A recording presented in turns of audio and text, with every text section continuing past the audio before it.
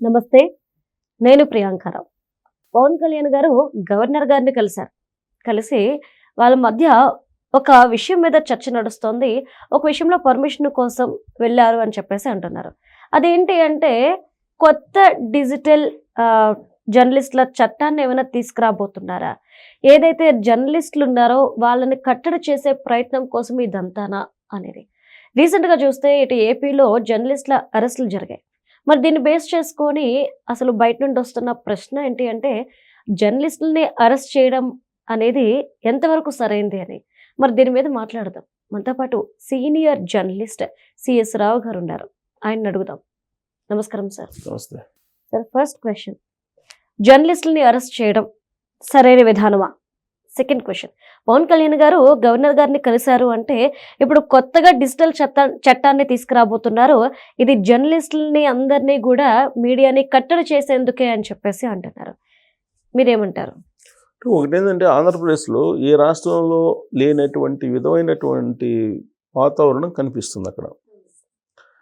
సరే, అక్కడ ఏ రూపంలో ఎటువైపు నుంచి ప్రభుత్వం మీద దాడి చేస్తారు అనేది అర్థం కావట్లేదు. విధానపరమైనటువంటి అంశాల్లో దాడి చేస్తే ఎవరు అభ్యంతర పెట్టరు. అవును. వ్యక్తిగతంగా దూషించడం, అనుచిత వ్యాఖ్యలు చేయటం ఇవి అభ్యంతరకరం. విధానపరమైన అంశాల్లో విమర్శించవచ్చు.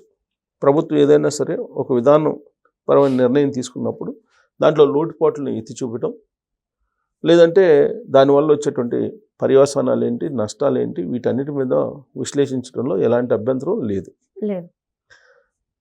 అయితే ఆ అభ్యంతరాలు వ్యక్తం చేయడంలో కానీ, సూచనలు సలహాలు ఇవ్వటంలో కానీ అసభ్యకరమైనటువంటి పదజాలాన్ని వాడటం అనేది మాత్రం ఖచ్చితంగా అభ్యంతరకరమే. అది ఎవరు చేసినా ఖచ్చితంగా చట్ట ప్రకారం చర్యలు తీసుకుంటారు. అది తీసుకోవాల్సిందే. ఇప్పుడు జోసెఫ్ అలియాస్ రావణ్ అతని విషయంలో కానీ, అలాగే కేవీఆర్ వెంకటరామరెడ్డి ఇతని విషయంలో కానీ జరుగుతున్నటువంటి పరిణామాన్ని కనుక మీరు అబ్జర్వ్ చేస్తే దీని వెనుక ఒక పెద్ద రాజకీయపరమైనటువంటి కుట్ర లేకపోలేదు అనేటువంటి అనుమానం రావడానికి అవకాశం ఉంది. ఎందుకనంటే ఇప్పుడు కేవీఆర్ అరెస్టు లేదంటే రావణ్ అరెస్టు, ఈ రెండు అరెస్టుల్ని ఇప్పుడు ఆంధ్ర వర్సెస్ తెలంగాణ అన్న కోణంలో మలిచేటువంటి ప్రయత్నం కొంతమంది చేస్తున్నారు. ఆ క్రమంలో చంద్రబాబు నాయుడు గారిని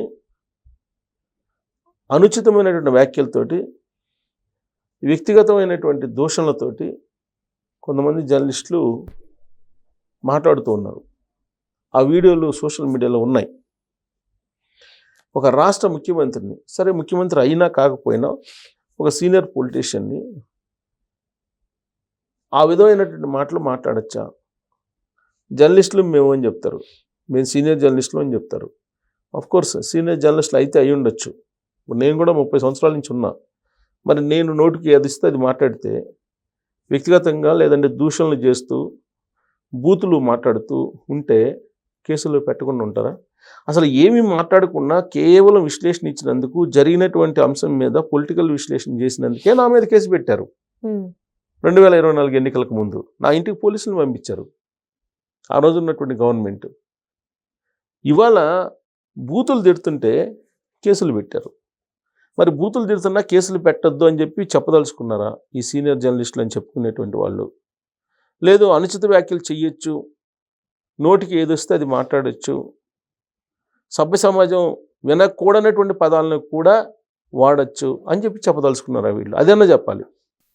మేము ఇంతే చెడతాం, మేము జర్నలిస్టులు కాబట్టి మేము ఏదైనా మాట్లాడచ్చు, సభ్య సమాజం తలదించుకునేలాగా మేము మాట్లాడే హక్కు మాకుంది అని చెప్పి వాళ్ళు ఆ తర్వాత మాట్లాడితే అప్పుడు చూడొచ్చు.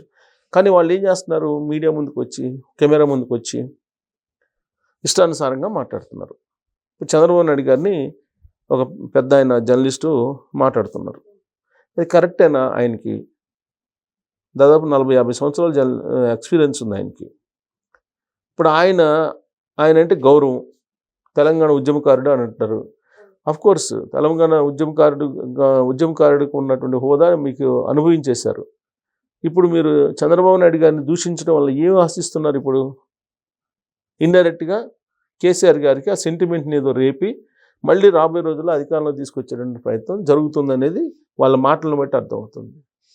ఇప్పుడు రేవంత్ రెడ్డి గారు ఏదో చంద్రబాబు నాయుడు గారు చెప్తే ఇక్కడ పరిపాలన చేస్తున్నట్టుగా వాళ్ళు ఎలివేట్ చేసేటువంటి ప్రయత్నం చేస్తున్నారు. వాళ్ళ మాటలను బట్టి అర్థమవుతుంది.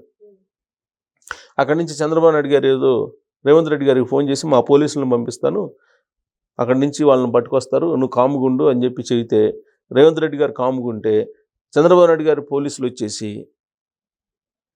వీళ్ళని పట్టుకొని పోయారు అన్నట్టుగా చెప్తున్నారు.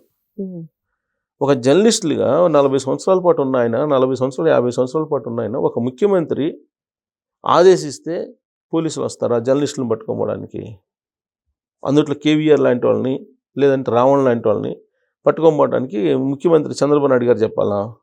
వాళ్ళని టెర్రరిస్టులు లేకపోతే తీవ్రవాదులు కాదుగా. టెర్రరిస్టుల విషయంలో అయితే అప్ టు డేట్ ఇస్తారు.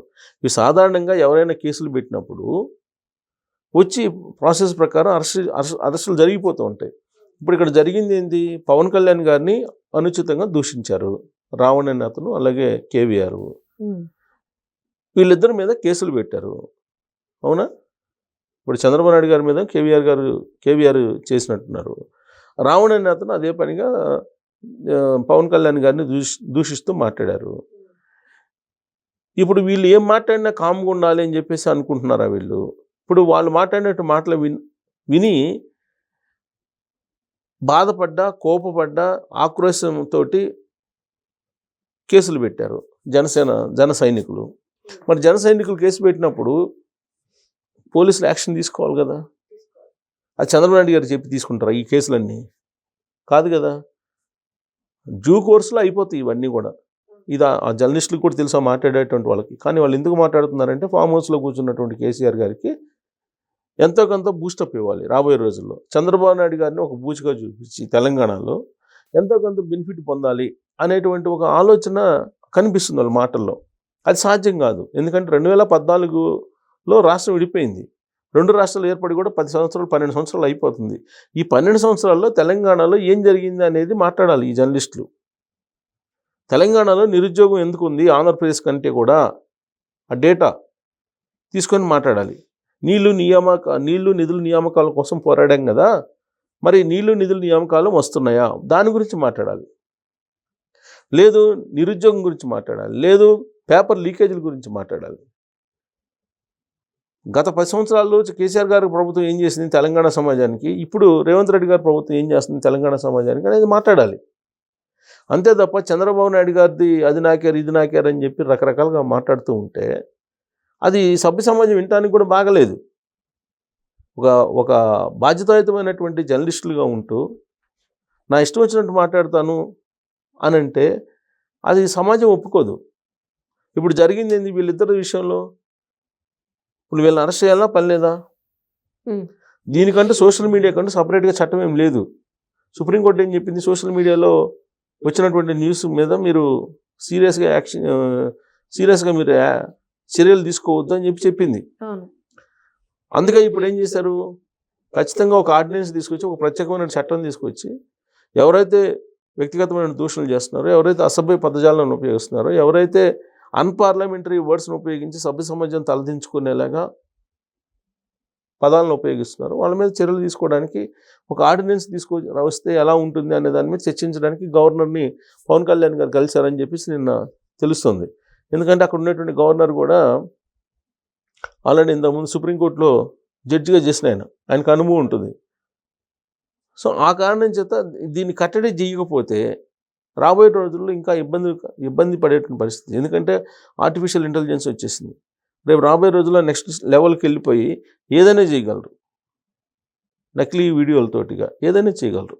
సో దీనికి స్పెసిఫిక్గా ఒక చట్టాన్ని ఫ్రేమ్ చేయకపోతే ఇలాంటి వాళ్ళని కట్టడి చేయలేము అనేటువంటి భావంతో బహుశా పవన్ కళ్యాణ్ గారు కలిసి ఉండొచ్చు గవర్నర్ గారిని.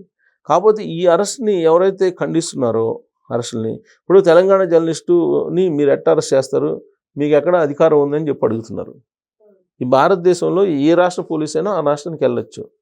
మరి లిక్కర్ స్కామ్లో బీహార్లో ఉన్నటువంటి అతను అడిషనల్ డీజే హోదా అంతకుముందు డిప్యుటేషన్ మీద ఆంధ్రప్రదేశ్లో చేశాడు. మరి అక్కడికి వెళ్ళి ఆయన పట్టుకొని వస్తే అక్కడ బీహార్లో ఉన్నటువంటి పోలీసుకి తెలీదా? మరి వాళ్ళు ఎందుకు అప్పచెప్పారు అదిని? పోనీ కేసీఆర్ గారు గతంలో ఢిల్లీలో ఉన్నటువంటి బిఎల్ సంతోష్ని అరెస్ట్ చేయడానికి ఇక్కడి నుంచి తెలంగాణ పోలీసుని ఢిల్లీకి పంపించారు కదా, ఎందుకు పంపించారు? ఇవన్నీ ఆ మాట్లాడేటువంటి జర్నలిస్టులకు గుర్తుండదా?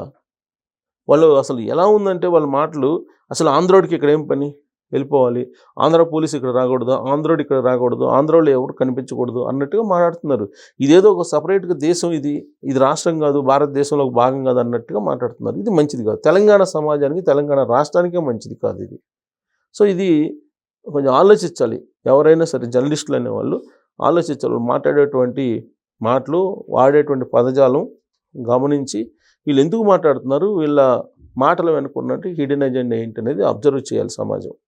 చేస్తే అప్పుడు వీళ్ళ మాటల్లోకి మనం ఎంత ప్రాధాన్యత ఇవ్వచ్చు, ఎంత ఇవ్వకూడదు అనే దాని మీద ఒక నిర్ధారణకు రావచ్చు. Thank you so much sir. Thank you.